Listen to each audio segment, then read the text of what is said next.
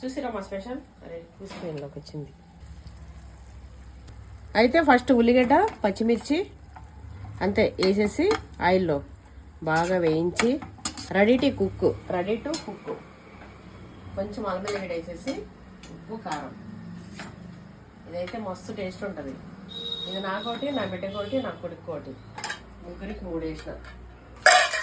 అట్లనే క్యాబేజీ ఇది నాకు నా కొడుక్కి.